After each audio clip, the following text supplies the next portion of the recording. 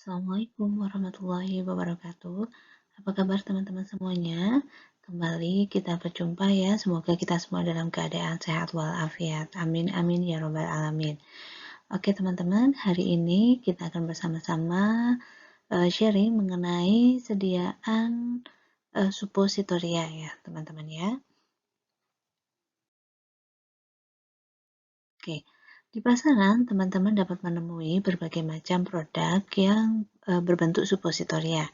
Antara lain yang pertama adalah dulkolak suppositoria, di mana isinya adalah bisakodil ya, dan sediaan ini berfungsi untuk mengatasi konstipasi atau kesulitan dalam membuang air besar. Kemudian contoh sediaan yang kedua yaitu superoid ya. Untuk superoid suppositoria ini berisi benzokain, kemudian zinc oxide dan alukol, dan superoid ini berfungsi untuk meringankan gejala pada orang yang menderita wasir atau hemorodial. Kemudian selain superoid ada juga anti hemorodial yang lain, yaitu contohnya adalah boraginol S dan ultraproc N ya teman-teman.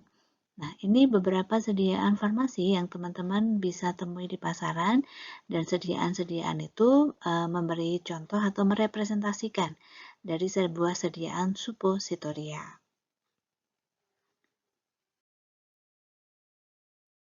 Oke, teman-teman, sebelum kita belajar atau mengupas mengenai formula atau formulasi dan cara pembuatan dari sediaan suppositoria, kita belajar dulu mengenai definisi dari suppositoria ya, teman-teman.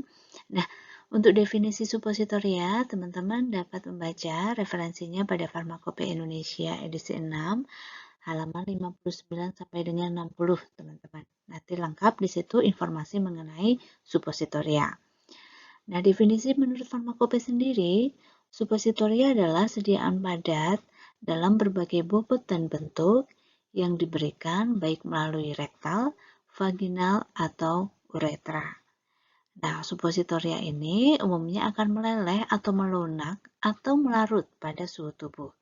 Jadi mekanisme dari sediaan suppositoria setelah digunakan nanti ada 3, yaitu yang pertama adalah meleleh, yang kedua adalah melunak atau softening ya, dan yang ketiga adalah melarut.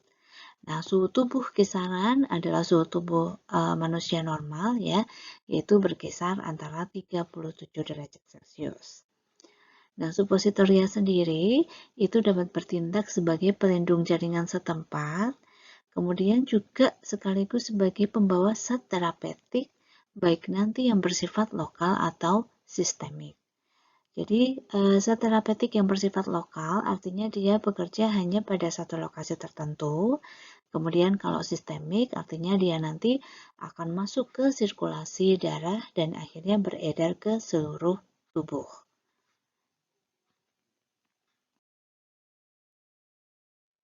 Nah, bentuk sediaan suppositoria sendiri, teman-teman, itu dikembangkan dikarenakan suppositoria memiliki beberapa keuntungan yang dapat dimanfaatkan, terutama yang pertama adalah untuk pasien-pasien, baik itu anak-anak maupun lansia atau manula yang mengalami kesulitan untuk menggunakan obat secara peroral atau melalui mulut. Kemudian yang kedua adalah bentuk sediaan ini juga cocok untuk digunakan pada pasien yang sedang mengalami gejala atau kelainan pada sistem pencernaan. Jadi misalnya mengalami gejala mual atau muntah yang mengakibatkan tidak memungkinkan untuk pemberian obat secara peroral. Demikian juga yang ketiga itu adalah cocok digunakan untuk pasien yang sedang dalam kondisi tidak sadarkan diri, atau mungkin juga untuk pasien yang koma. Sehingga apabila dia membutuhkan sediaan yang digunakan untuk pengobatan, itu salah satu alternatifnya bisa dengan menggunakan sediaan suppositoria. Dan yang terpenting lagi juga teman-teman ya, sediaan suppositoria ini dapat digunakan untuk obat-obatan yang dia mungkin mengiritasi atau rusak oleh asam lambung, dan juga obat-obatan yang dia mengalami metabolisme lintas pertama oleh hati. Sehingga secara efikasi diharapkan dengan cara pemberian suppositoria itu akan lebih baik daripada jika obat tersebut digunakan secara beroral. Nah, di balik keuntungan-keuntungan suppositoria, suppositoria juga memiliki beberapa kelemahan atau kekurangan ya, teman-teman. Antara lain, yang pertama adalah ada rasa ketidaknyamanan sesaat biasanya setelah penggunaan dari sediaan suppositoria tadi.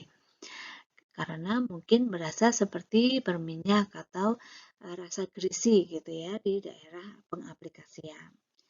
Kemudian kerugian yang lain adalah jika misalnya setelah pengaplikasian kemudian nanti pasien itu sebelum waktu atau jeda waktu obat tersebut dapat terserap secara sempurna, kemudian pasien tersebut kemudian membuang air besar, nah maka dikhawatirkan efikasi dari obat yang diberikan secara rektal itu nanti dapat berkurang karena tentu saja obat tersebut belum maksimal terserap untuk diedarkan ke seluruh tubuh.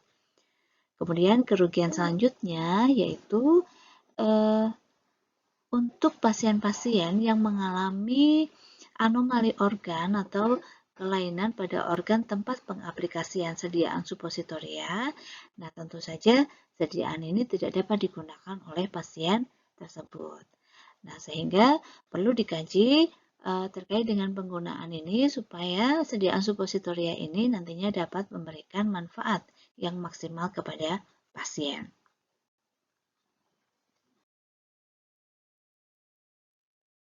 Oke, selanjutnya teman-teman kita berbicara mengenai tipe-tipe suppositoria. Jadi suppositoria itu ada beberapa tipe ya teman-teman. Di sini saya akan memberikan 5 tipe suppositoria. Tipe yang pertama adalah rektal suppositoria. Nah, dari kata-kata rektal tentu saja sediaan ini secara pengaplikasian atau penggunaannya dimasukkan ke dalam anus atau rektum. Kemudian sediaan ini biasanya memiliki bentuk seperti torpedo dan bobot umumnya itu kalau digunakan untuk anak-anak itu biasanya berbobot sekitar 1 gram, sedangkan untuk pasien dewasa biasanya mempunyai bobot kurang lebih 3 gram dengan panjang suppositoria sekitar 3 cm. Kemudian jenis suppositoria yang kedua adalah uretral suppositoria, di mana suppositoria tipe ini itu nanti pengaplikasian atau penggunaannya dimasukkan ke dalam uretra. Ya, suppositoria tipe ini mempunyai bentuk seperti pensil dan untuk perempuan biasanya mempunyai bobot kurang lebih 2 gram dan panjang sekitar 60-75 mm.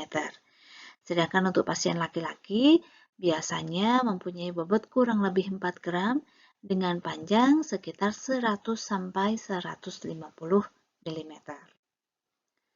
Tipe suppositoria yang ketiga yaitu vaginal suppositoria, di mana suppositoria ini nanti akan dimasukkan atau diaplikasikan ke dalam liang vagina.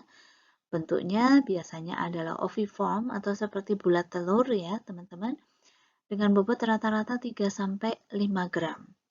Nah, untuk vaginal suppositoria ini umumnya digunakan untuk perawatan infeksi saluran genitourinary pada wanita dan ada juga yang berkhasiat sebagai kontrasepsi atau pencegah kehamilan. Kemudian tipe suppositoria yang keempat yaitu nasal suppositoria, di mana bentuk ini akan diaplikasikan untuk dimasukkan ke dalam rongga hidung ya atau nasal cavities dengan berat sekitar 1 gram dan basis yang digunakan biasanya adalah basis jelly ya atau gliserol gelatin. Dan yang terakhir tipe suppositoria ear cone atau juga sering disebut dengan aurinaris ya. Untuk suppositoria tipe ini bentuknya adalah berbentuk silinder dengan berat sekitar 1 gram dan nanti dimasukkan ke liang telinga.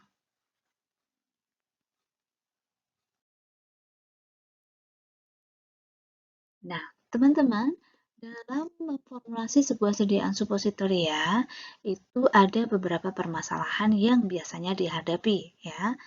Yang pertama, teman-teman, yaitu permasalahan terkait adanya kandungan air di dalam supositoria. Nah, formulator sendiri biasanya tidak suka menggunakan air untuk melarutkan zat aktif dalam membuat supositoria.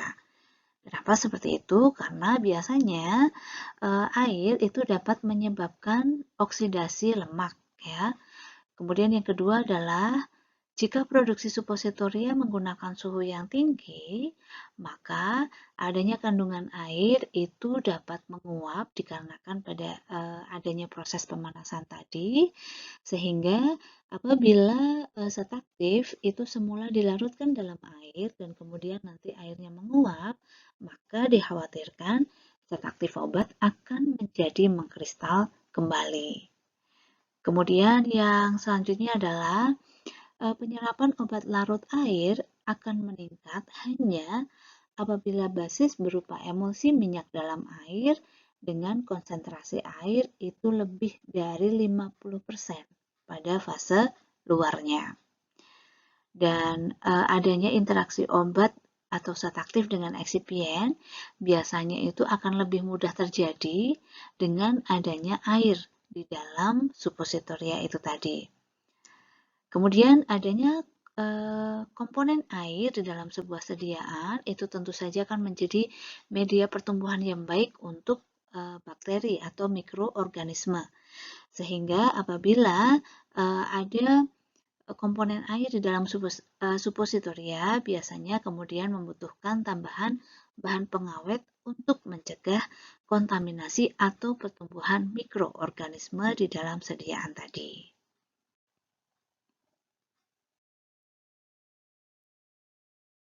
Nah, selain adanya faktor kandungan air di dalam sebuah sediaan supositoria, permasalahan selanjutnya yang kadang dihadapi adalah terkait dengan permasalahan viskositas atau kekentalan.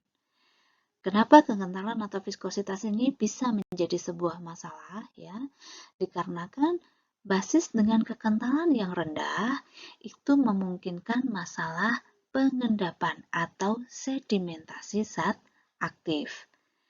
Nah, karena tentu saja kita ingat ya, kalau kita berbicara mengenai laju pengendapan zat aktif obat di dalam sebuah campuran atau sebuah larutan, tentu saja salah satu yang menyebabkan laju tersebut menjadi lebih cepat adalah karena viskositas dari pelarut yang kecil atau yang rendah. Sehingga untuk mengatasi permasalahan ini, perlu ditambahkan zat yang dapat meningkatkan viskositas dari basis supositoria tadi.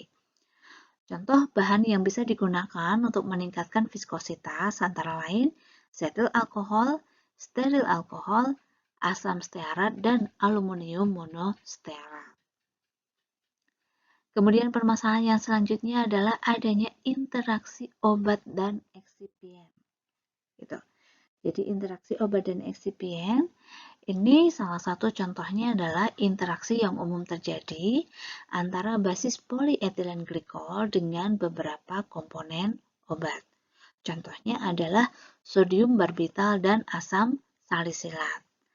Nah, kedua zat aktif ini apabila dicampur dengan basis polyethylene glikol, maka zat aktif tersebut akan mengkristal sehingga solusinya adalah sebaiknya menggunakan basis selain polyethylene glikol jika ingin menggunakan sodium barbital dan asam salisilat sebagai zat aktifnya. Nah, konsentrasi asam salisilat yang tinggi itu dapat menyebabkan konsistensi PEG itu menurun menjadi seperti salep. Nah, tentu saja kalau konsistensi PEG nanti menurun, maka sediaan supositoria itu menjadi tidak dapat diterima atau tidak dapat diaplikasikan karena konsistensi yang seperti salep ini tentu saja nanti menyulitkan dalam penggunaan atau pengaplikasian. Kemudian ada contoh interaksi obat dan eksipien yang lain adalah terkait dengan penisilin G ya, di mana Penisilin G itu stabil dalam basis lemak coklat ya dan basis lemak lainnya. Tetapi penisilin G ini terdekomposisi pada basis PEG. Sehingga penisilin G juga tidak cocok atau tidak sesuai jika diformulasi dengan menggunakan basis PEG.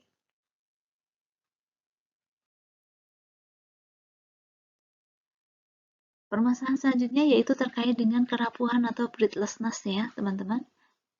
Di mana suppositoria dengan basis lemak coklat itu biasanya bersifat elastis, sedangkan kalau dengan basis lemak sintetis itu bersifat lebih rapuh. Gitu. Nah, pengatasan ya terkait dengan kerapuhan dari suppositoria jika kita menggunakan basis lemak sintetis, maka dapat dengan cara ditambahkan bahan yang dapat meningkatkan elastisitas dari lemak sintetis tersebut. Contohnya adalah menambahkan Twin 80, castor oil, gliserin, dan propilen glikol. Kemudian, cara yang dapat ditempuh lainnya adalah menjaga agar perbedaan temperatur basis supo dengan alat cetak itu mempunyai rentang atau mempunyai perbedaan suhu seminimal mungkin.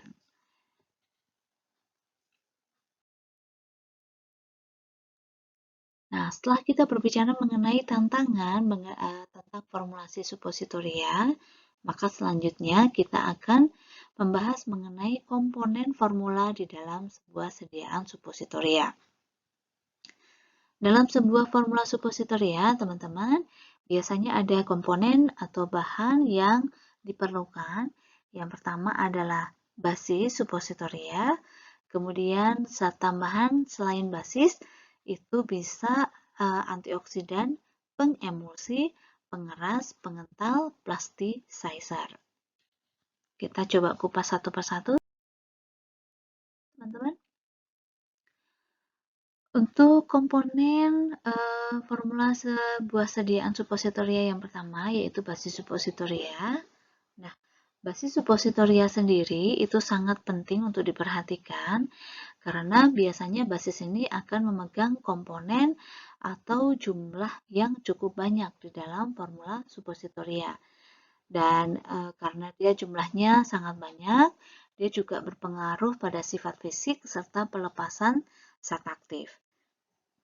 Nah, karena basis suppositoria itu berpengaruh terhadap pelepasan zat aktif, maka secara tidak langsung nanti juga akan berefek atau mempengaruhi efek terapeutik obat setelah digunakan oleh pasien.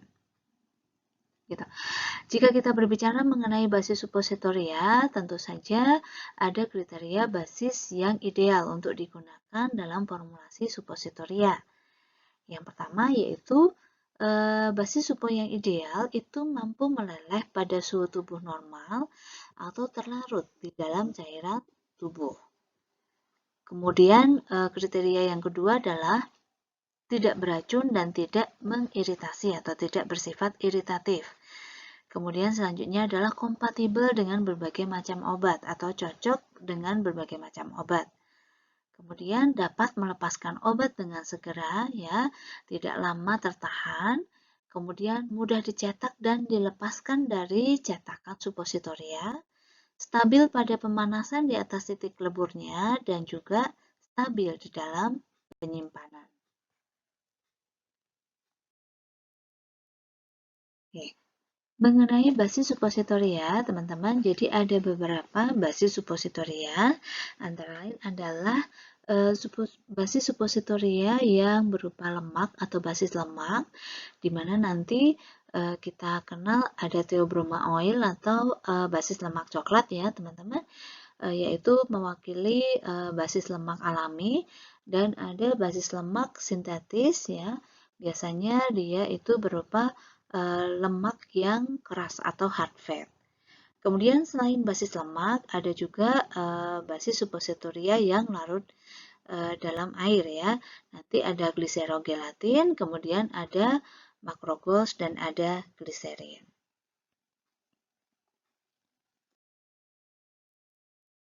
Oke, Oke, kita menginjak ke basis lemak yang pertama, yaitu basis lemak alam atau Theobroma kakao ya, teman-teman. Basis lemak coklat biasanya sering disebut. Nah, basis lemak coklat merupakan basis yang paling umum atau sering digunakan. Dia pemberiannya berupa padatan, berwarna putih agak kekuningan ya, tampak seperti lemak yang rapuh ya atau brittle fat, kemudian memiliki aroma dan rasa seperti coklat. Nah, basis lemak alam dari Theobroma kakao ini biasanya mengandung trigliserida dengan rantai gliserida berupa oleopalmitostearin dan oleodistearin. Serta kandungannya adalah kurang lebih 40% asam lemak tak jenuh.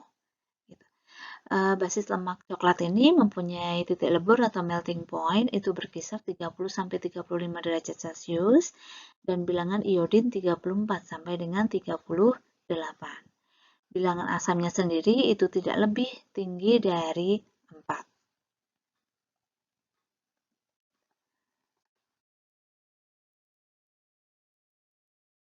Nah, di antara kelebihan-kelebihan basis lemak tadi, teman-teman ya, ada beberapa kerugian atau kekurangan dari basis lemak coklat. Antara lain yaitu terkait permasalahan polimorfisme, kemudian lengket pada cetakan, mempunyai titik lunak yang rendah atau low softening point, kemudian penurunan titik lebur, kapasitas penyerapan air yang rendah, dan kemungkinan terjadinya ketengikan atau rancidity selama penyimpanan. Kita coba kupas satu persatu permasalahan dari basis lemak coklat tadi. Permasalahan yang pertama yaitu terkait dengan polimorfisme pada lemak coklat ya teman-teman. Jadi poli itu banyak, morfisme itu bentuk. Artinya lemak coklat itu bisa mempunyai bentuk yang lebih dari satu atau struktur yang lebih dari satu, teman-teman. Dimungkinkan hal ini dikarenakan tingginya komponen trigliserida tak jenuh.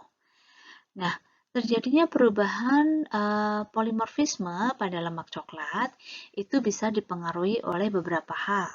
Yang pertama adalah derajat pemanasan, kemudian proses pendinginan, dan kondisi selama proses pembuatan. Nah, setiap bentuk lemak coklat ya, itu mempunyai titik lebur dan laju pelepasan obat yang berbeda. Sehingga apabila kita tidak mampu mengkontrol terjadinya polimorfisme pada lemak coklat ini, nanti dapat berakibat suppositoria yang dihasilkan itu akan mempunyai titik lebur dan laju pelepasan obat yang berbeda-beda. Gitu. Sehingga ini harus kita kendalikan supaya suppositoria yang memang kita formulasikan dengan menggunakan basis lemak coklat itu tidak mengalami permasalahan terkait dengan polimorfisme ini tadi. Gitu. Kemudian permasalahan yang kedua itu adalah contohnya itu lengket pada cetakan. Jadi basis lemak coklat itu biasanya mempunyai kecenderungan dia lengket pada cetakan. Sehingga hal ini perlu diatasi dengan pemberian pelumas ya pada cetakan. Nanti contohnya adalah dengan menggunakan parafin liquid. Kemudian permasalahan selanjutnya adalah titik lunak yang rendah atau low softening point ya, di mana permasalahan ini dapat diakomodasi atau diatasi dengan penambahan white beeswax atau malam putih. Kemudian selanjutnya adalah titik leburnya yang menurun bisa disebabkan adanya bahan telarut.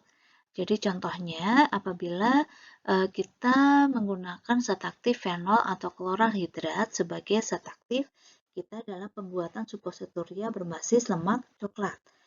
Nah, adanya fenol dan kloral hidrat sebagai zat aktif di dalam suppositoria basis lemak coklat tadi itu dapat menyebabkan penurunan titik lebur dari si basis lemak coklat ini. Sehingga untuk mengatasi permasalahan tersebut perlu ditambahkan bahan pemadat. Nah, salah satu yang bisa digunakan adalah beeswax dengan konsentrasi 4%.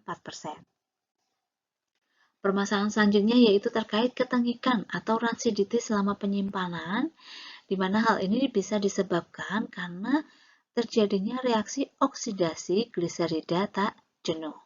Sehingga untuk mengatasi permasalahan ini bisa dengan cara ditambah bahan yang berfungsi sebagai antioksidan. Kemudian terkait dengan penyerapan air yang rendah, maka permasalahan ini dapat diatasi dengan penambahan agen pengemulsi di dalam formula basis supositorial lemak coklat itu tadi.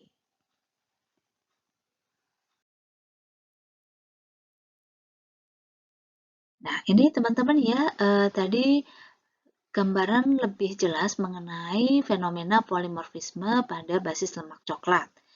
Jadi cocoa butter atau lemak coklat itu teman-teman ya, jika kita panaskan ya pada suhu sama dengan atau di bawah 36 derajat Celcius teman-teman ya.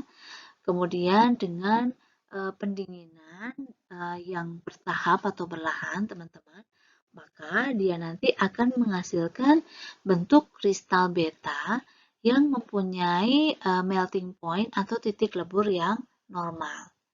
Gitu.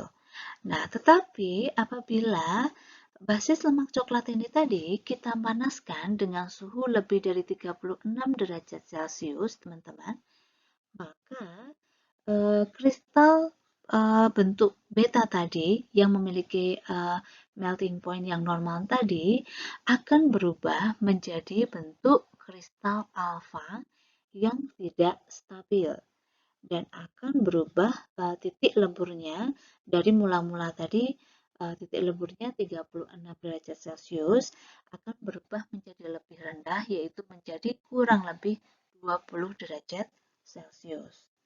Itu jika lemak coklat kita panaskan pada suhu di atas 36 derajat Celcius.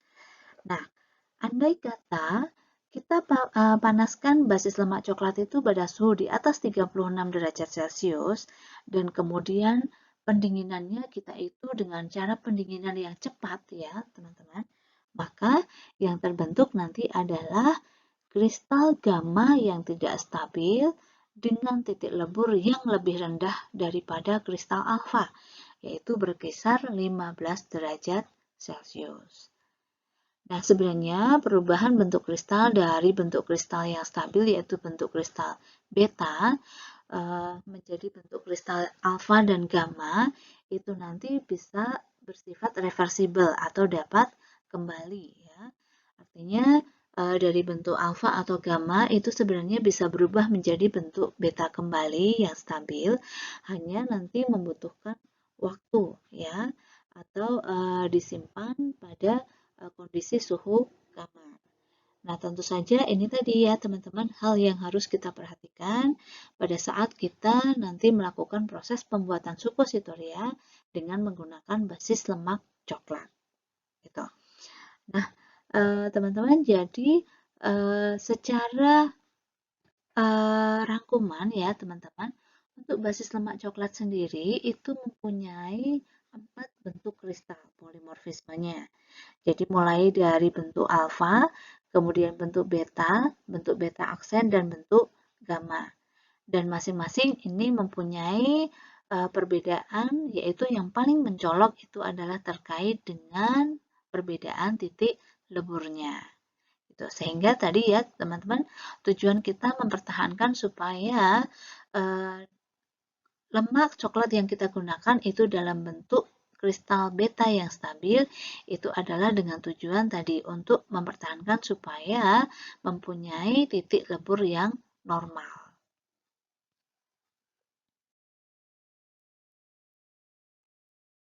Nah, setelah basis lemak alam, yaitu contohnya tadi adalah lemak coklat, teman-teman, ada basis lemak sintetis ya yang bisa digunakan juga untuk membuat supositoria. Nah, basis lemak sintetik ini dikembangkan sebagai alternatif untuk mengatasi berbagai kekurangan dari basis lemak alam atau lemak coklat tadi. Nah, basis lemak sintetik ini sendiri biasanya diperoleh dari proses hidrogenasi dan pemanasan pada minyak sayur atau vegetable oils. Contoh minyak sayur yang digunakan sebagai dasar atau bahan utama untuk pembuatan basis lemak sintetik itu adalah palm kernel dan arachis. Nah, hidrogenasi dari gliserida jenuh dan tak jenuh, serta dengan adanya proses pemanasan, itu nanti dapat mengubah beberapa trigliserida menjadi asam lemak dan ester parsial, baik mono maupun digliserida. Nah, sebagian besar lemak sintetis itu diperoleh dengan tahapan yaitu tahapan hidrolisis dari vegetable oil terlebih dahulu ya teman-teman. Kemudian setelah vegetable oil ini dihidrolisis, dilakukan proses hidrogenasi ya, yang mengubah tadi trigliserida menjadi asam lemak dan nanti selanjutnya akan dilanjutkan dengan proses esterifikasi, yaitu pemanasan dengan menggunakan gliserol. Sehingga nanti diharapkan dengan adanya perubahan trigliserida menjadi asam lemak dan ester parsial, nanti basis lemak sintetik ini mempunyai stabilitas yang lebih baik jika dibandingkan dengan lemak coklat.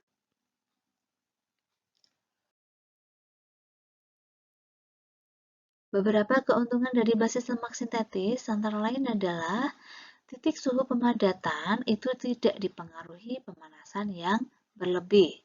Jadi kalau tadi kita ingat lemak coklat ya, pada saat dia dipanaskan pada suhu yang lebih besar atau lebih tinggi dari 36 derajat saja ya, dia kemudian berubah menjadi bentuk kristal yang lain. Sedangkan kalau pada basis lemak sintetis itu walaupun pemanasannya sedikit berlebih dalam proses peleburannya, titik suhu pemadatannya itu tidak terpengaruh oleh pemanasan berlebih itu tadi. Kemudian mempunyai ketahanan terhadap reaksi oksidasi yang meningkat, dikarenakan jumlah asam lemak tak jenuhnya itu sudah berkurang dengan adanya proses tadi, hidrolisis maupun hidrogenasi, yang dilanjutkan dengan esterifikasi tadi. Kemudian perbedaan titik lebur dengan titik pengaturan atau setting point-nya kecil, biasanya hanya berkisar 1,5 sampai 2 derajat Celcius saja. Jarang sekali di atas 3 derajat Celcius. Kemudian, teman-teman, penurunan titik lebur yang disebabkan oleh obat larut lemak itu dapat diatasi dengan pemilihan grade basis lemak sintetis yang mempunyai titik lebur yang tinggi.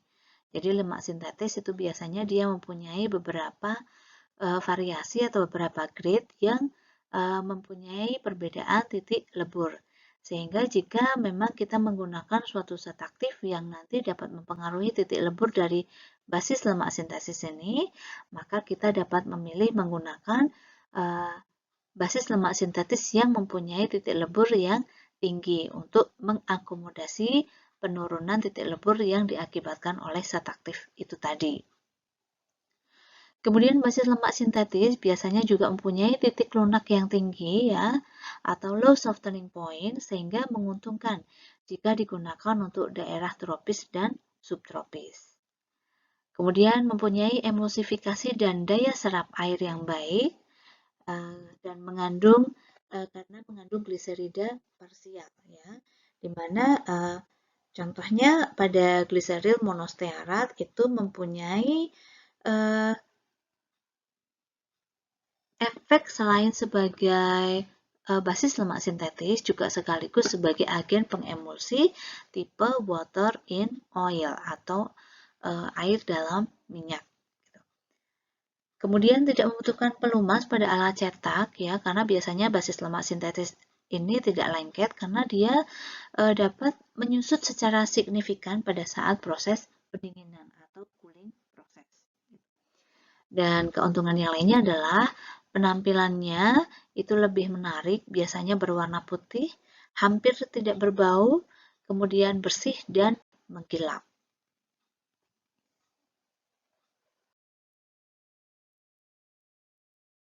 Nah, selain itu, teman-teman, basis lemak sintetis tentu saja juga mempunyai kekurangan ya, yaitu yang pertama adalah pada basis ini tidak boleh didinginkan di lemari es ya pada proses pembuatannya, karena mudah menjadi rapuh dengan pendinginan yang terlalu cepat atau ekstrim. Nah, untuk mengatasi kerapuhan suppositoria dikarenakan proses pendinginan yang terlalu cepat atau ekstrim, itu dapat diatasi dengan penambahan bahan twin 80 atau polisorbat. Kemudian pada proses pemanasan, lemak sintetis itu cenderung memiliki viskositas yang lebih rendah jika dibandingkan dengan lemak coklat. Ya, sehingga tadi seperti yang kita bicarakan, viskositas yang lebih rendah itu meningkatkan potensi pengendapan obat ya. Sehingga nanti dapat diatasi dengan penambahan Mg stearat atau bentonit contohnya. Dan pelepasan dan penyerapan obat di tubuh itu bisa jadi berbeda-beda, bergantung pada karakteristik dari lemak sintetisnya.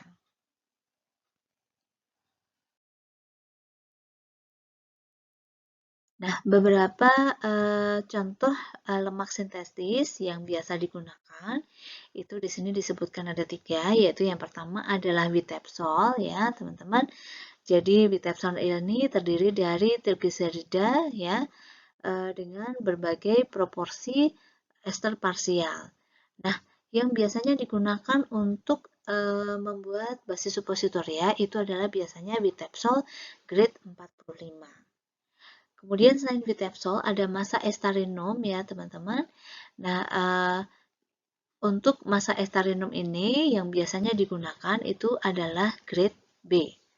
Sedangkan yang ketiga itu adalah contohnya itu Masupol teman-teman ya. Dimana Masupol ini mempunyai titik lebur atau titik melting point ya.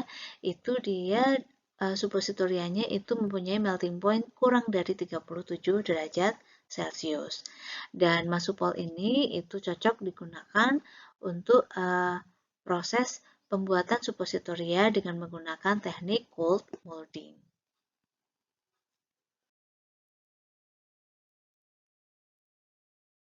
Kemudian yang ketiga yaitu basis larut air atau campur air. Nah, di sini basis yang pertama adalah gliserogelatin, teman-teman. Jadi dari namanya gliserogelatin, basis ini dibuat dari campuran gliserol dan air yang kemudian ditambahkan dengan gelatin agar membentuk basis suppositoria berupa seperti jelly yang padat.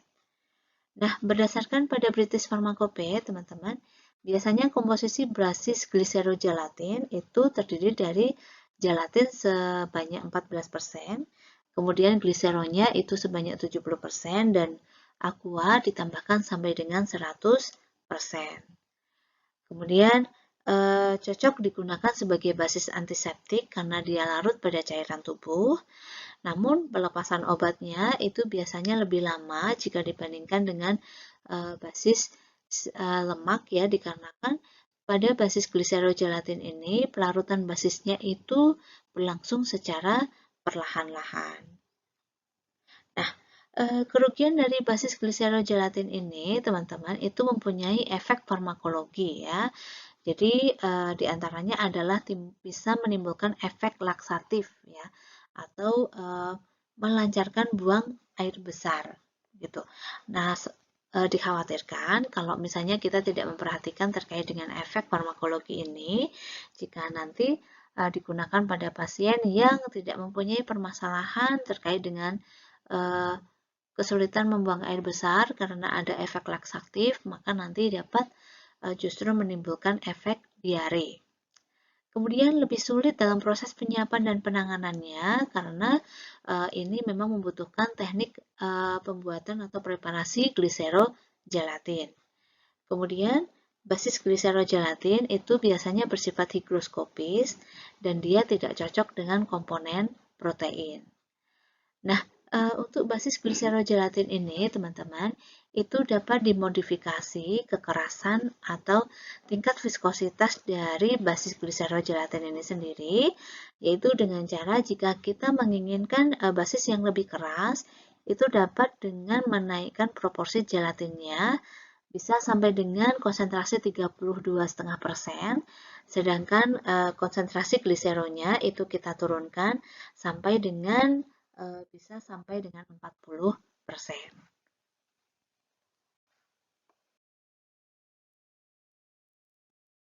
Kemudian selain gliserogelatin, basis yang larut air ini tadi, contoh selanjutnya adalah macrogols atau polyethylene glycol. Nah, basis ini teman-teman mempunyai polimer rantai panjang dari etilen oksida dengan bobot molekul yang bervariasi. Nah, PEG ini andai kata dia punya bobot molekul di antara 200 sampai dengan 600, maka pada suhu ruang atau suhu kamar itu akan berbentuk cair atau liquid. Sedangkan untuk jenis makrogol atau PEG yang mempunyai bobot molekul 1000 atau lebih, itu akan berupa seperti lilin padat ya atau solid bentuknya. Nah, keuntungan makrogol sendiri itu dapat dibuat dengan metode baik cetak maupun metode cold compression, mempunyai titik lebur di atas 42 derajat Celcius sehingga pada basis suppositoria ini itu dia tidak perlu disimpan di lemari pendingin. Dan ini tentu saja cocok untuk iklim yang panas ya. Contohnya adalah iklim di Indonesia ya, tropis seperti itu. Nah, karena dia mempunyai titik lebur yang tinggi, tentu saja nanti juga dapat mempermudah proses penggunaannya karena sediaan ini tidak licin saat dipegang. Kemudian titik leburnya tinggi sehingga basis tidak meleleh di tubuh, tetapi dia itu secara bertahap itu terlarut dan terdispersi di dalam cairan tubuh. Sehingga untuk obat ini biasanya mempunyai efek pelepasan obat yang lebih lama daripada basis lemak coklat. Nah, untuk makrogol sendiri mempunyai sifat fisik yang bervariasi, sehingga kita dapat memainkan ya berbagai variasi konsentrasi dari berbagai grade macrogoals ini untuk memperoleh mutu atau sifat fisik sesuai dengan yang kita inginkan dari suppositoria itu tadi. Dan dia mempunyai daya serap air yang baik, tidak menempel pada cetakan, dan biasanya memberikan penampilan yang halus dan mengkilap.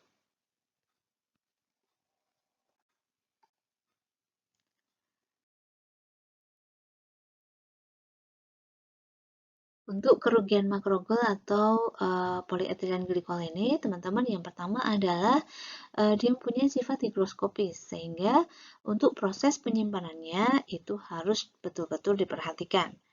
Kemudian yang kedua adalah berpotensi rapuh atau pecah pada saat proses penyimpanan ya, terutama jika konsentrasi makrogolnya itu cukup tinggi, sehingga nanti memungkinkan terjadinya kristalisasi basis sehingga akan menjadi bersifat lebih rapuh.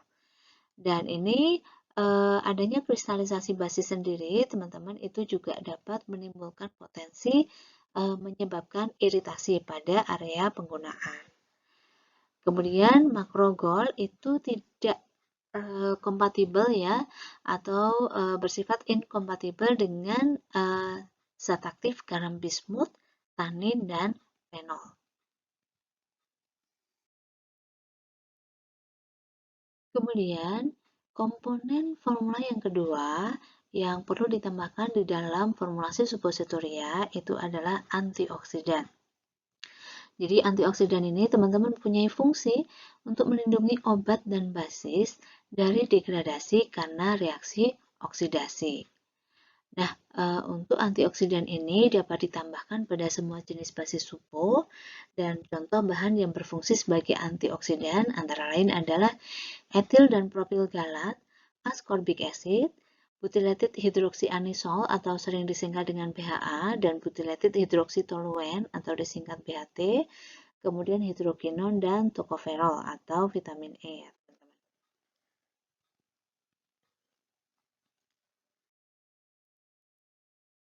Kemudian komponen yang ketiga yaitu bahan pengemulsi atau emulsifying agent. Nah, bahan ini dapat ditambahkan untuk meningkatkan kapasitas penyerapan air, terutama pada basis yang berlemak. Nah, agen pengemulsi atau emulsifying agent ini yang dapat digunakan salah satunya adalah polisorbat atau Twin 80. Selain itu dapat juga digunakan wool alkohol dan wool vape. Kemudian komponen yang keempat yaitu pengeras atau hardening agent ya teman-teman, di mana bahan ini digunakan jika zat aktif menyebabkan penurunan titik lebur atau titik leleh basis ya. Nah, dengan penambahan bahan pengeras atau hardening agent ini, maka diharapkan titik lebur atau titik leleh dari sediaan nanti dapat meningkat kembali ke titik normalnya. Contoh bahan yang berfungsi sebagai pengeras antara lain adalah beeswax dan makrogol dengan bobot molekul yang tinggi atau makrogol yang mempunyai bentuk padat pada suhu kamar. Komponen kelima yaitu pengental atau thickening agent, di mana komponen ini fungsinya adalah untuk meningkatkan kekentalan pada saat basis dilelehkan. Ya, nah thickening agent ini tentu saja berfungsi atau bermanfaat untuk mencegah sedimentasi obat pada saat supo itu nanti sedang proses pendinginan atau pembekuan. Nah, contoh bahan thickening agent yang dapat ditambahkan untuk mengatasi laju sedimentasi obat yang terlalu cepat itu antara lain adalah aluminium stearat, koloidal silikon dioksida atau sering disebut dengan aerosil, magnesium stearat, dan steril alkohol. Komponen selanjutnya yaitu pengelastis atau sering juga disebut dengan plasticizer. Nah, fungsi bahan tambahan pengelastis itu ditambahkan untuk meningkatkan fleksibilitas dan mengurangi kerapuhan dari suppositoria yang dihasilkan. Jadi dengan adanya penambahan pengelastis ini nanti diharapkan suppositoria itu akan menjadi lebih fleksibel dan tidak mudah rapuh selama proses penyimpanan. Nah, contoh bahan yang berfungsi sebagai plasticizer itu adalah castor oil, glycerin, twin 80 atau twin 85 dan glikol.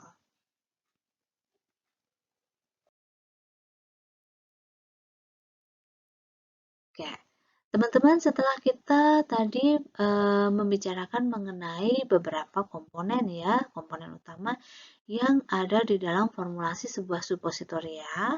Nah, selanjutnya kita belajar mengenai bagaimana metode pembuatan suppositoria.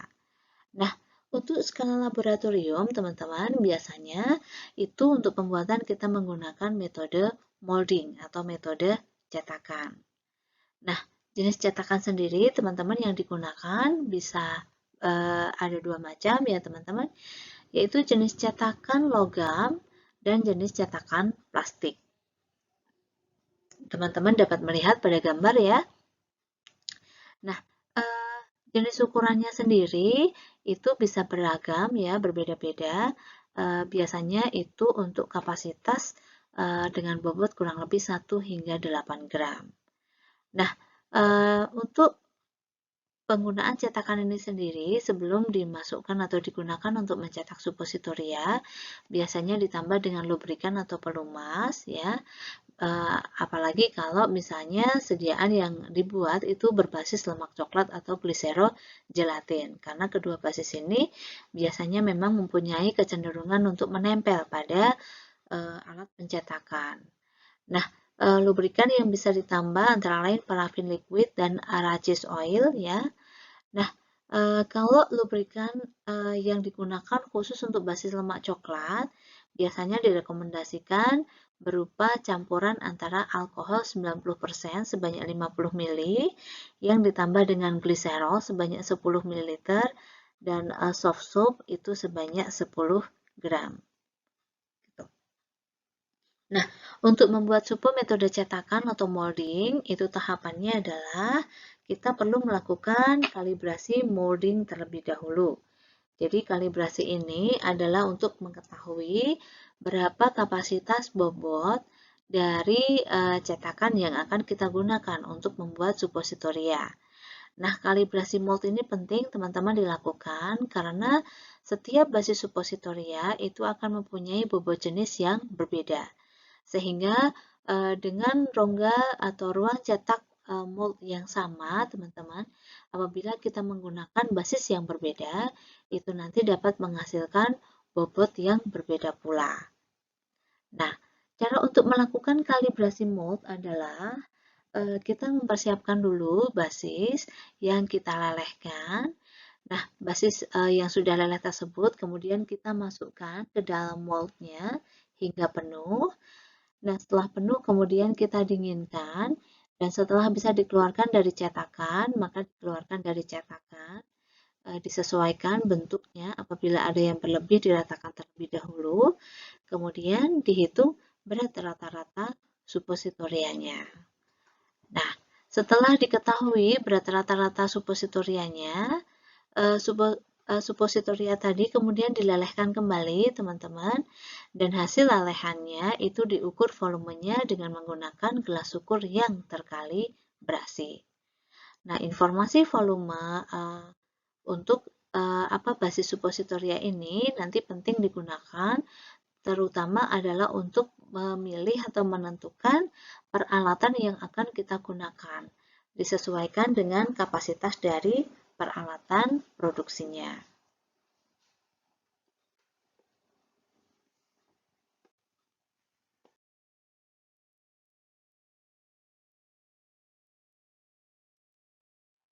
Nah, setelah kita berbicara mengenai proses pembuatan untuk skala laboratorium, maka selanjutnya adalah mengenai produksi atau manufacturing suppositoria. Jadi pembuatan suppositoria dalam skala produksi. Teman-teman, untuk memproduksi suppositoria itu ada beberapa metode yang biasanya digunakan, yaitu metode hand molding, automatic machine molding, compression molding, dan heat molding. Kita ke yang hand molding, teman-teman. Hand molding ini sendiri itu cocok digunakan untuk obat yang terutama bersifat termolabil atau tidak stabil dengan adanya panas ya, teman-teman. Hanya hand molding ini biasanya digunakan itu adalah untuk pembuatan suppositoria pada skala yang kecil. Dia cukup ekonomis karena tidak membutuhkan peralatan yang banyak, tetapi konsekuensinya adalah membutuhkan konsumsi waktu yang tinggi.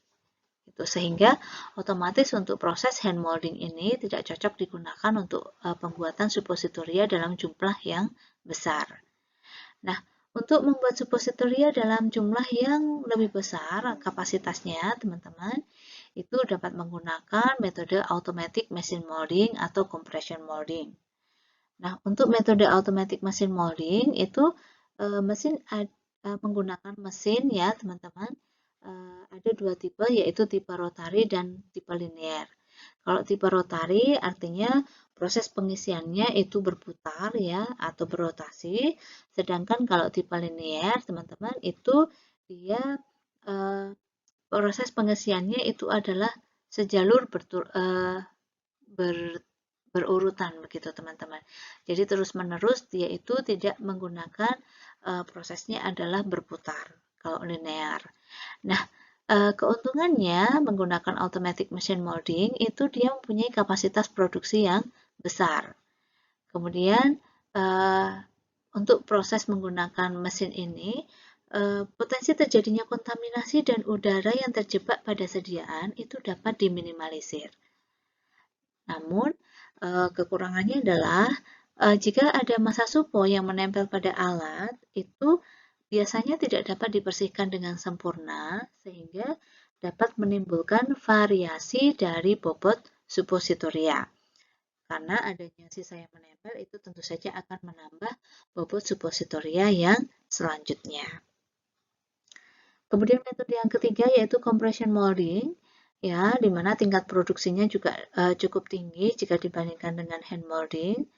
Namun kekurangannya adalah karena compression molding ini itu melibatkan adanya gaya penekanan atau kompresi ya pada saat mencetak suppositoria, maka adanya proses penekanan ini itu meningkatkan kemungkinan terjebaknya udara di dalam sediaan suppositoria. Dan kita tahu bahwa adanya kandungan udara di dalam sebuah sediaan itu dapat memicu reaksi oksidasi. Sedangkan untuk proses yang ketiga yaitu heat molding ya, yaitu proses pembuatan suppositoria dengan melibatkan panas dan kemudian nanti dilakukan proses pencetakan pada alat cetak. Jika suppositoria sudah dingin nanti baru dibuka dari alat cetak dan kemudian dikeluarkan dan dikemas dari alat pencetaknya.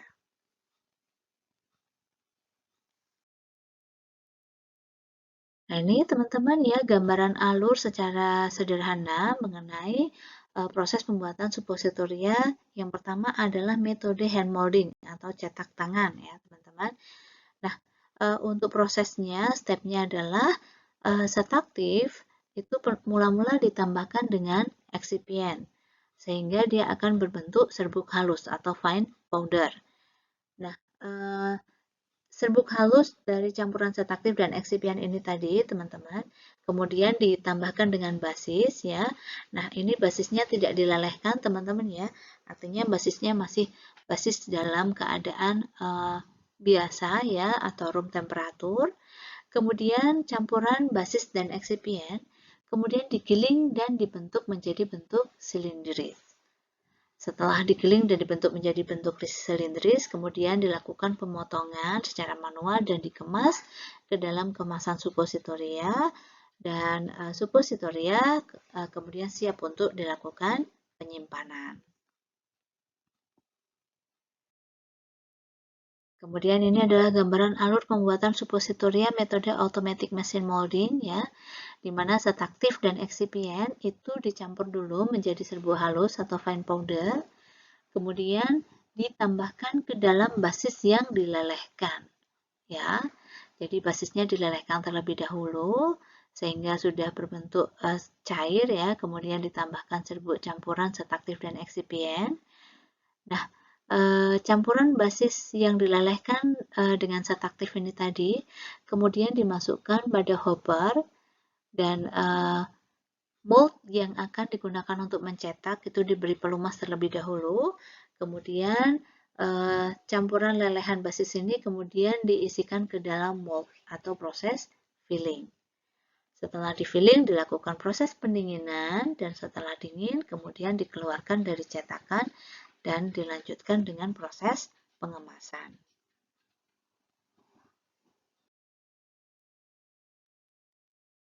Kemudian untuk alur pembuatan supo metode compression molding ya teman-teman. Jadi zat aktif dan eksipien itu dicampur dengan air hangat terlebih dahulu pada wadah yang terpisah. Kemudian basis dilelehkan dan kemudian setengah bagian dari campuran eksipien dengan zat aktif itu dicampurkan ke dalam basis yang dilelehkan. Nih, kemudian setelah bercampur dan diaduk homogen, baru ditambahkan kembali setengah sisa larutan zat aktif ya menjadi campuran yang siap untuk di-filling.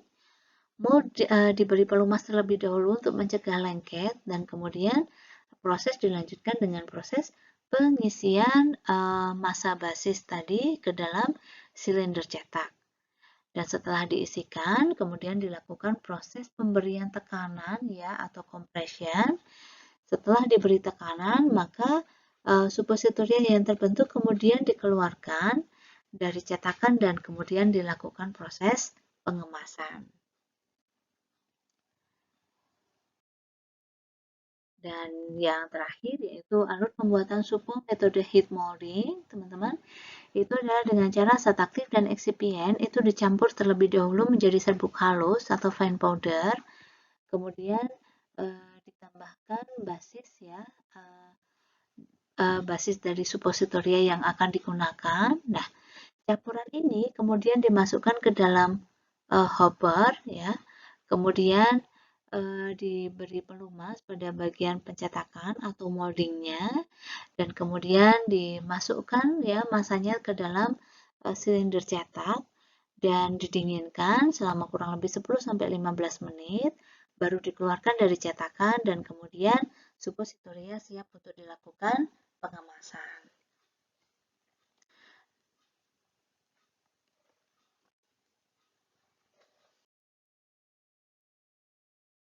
Oke. Selanjutnya, teman-teman, kita akan membahas mengenai kemasan dan penyimpanan supositoria. Nah, untuk kemasan dan supositoria sendiri, teman-teman, ada yang disebut dengan disposable molds atau dia digunakan hanya sekali pakai ya, teman-teman. Dan ini biasanya dia perlu digunting secara manual ya, teman-teman, karena uh, ini dibentuk mengikuti kemasannya itu membentuk mengikuti pada bentuk supositorianya. Kemudian yang kedua itu adalah kemasan yang lebih modern, teman-teman. Jadi supositorianya sudah dikemas sesuai dengan ukuran masing-masing ya dan terpisah antara kemasan supositoria satu dengan supositoria yang lainnya. Kemudian untuk proses penyimpanan sendiri, teman-teman, supositoria direkomendasikan untuk disimpan dalam kemasan yang rapat, kedap udara, dan suhu penyimpanan berkisar 10-15 derajat Celcius. Nah, sebenarnya basis lemak coklat itu untuk suhu penyimpanannya bisa maksimal 30 derajat Celcius, sedangkan basis gliserol gelatin itu suhu penyimpanannya itu dapat disimpan pada maksimal suhu 35 derajat Celcius.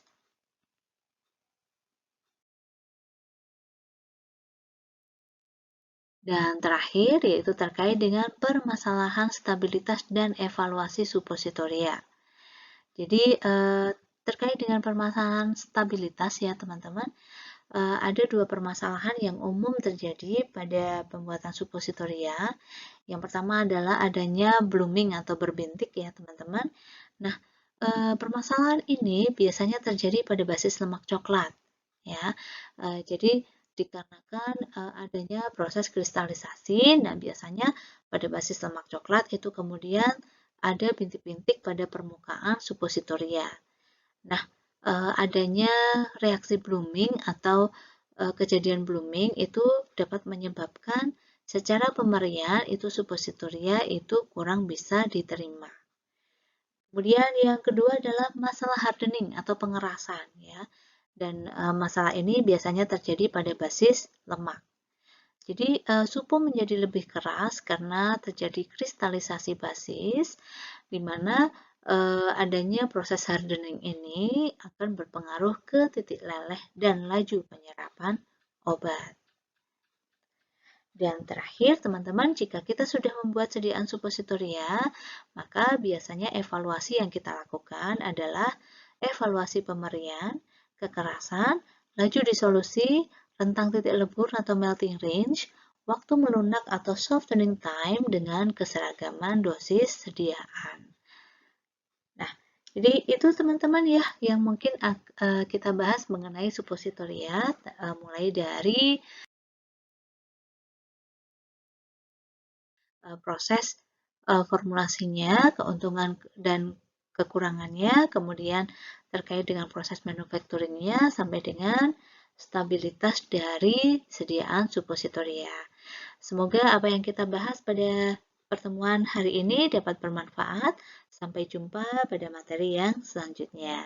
Wassalamualaikum warahmatullahi wabarakatuh.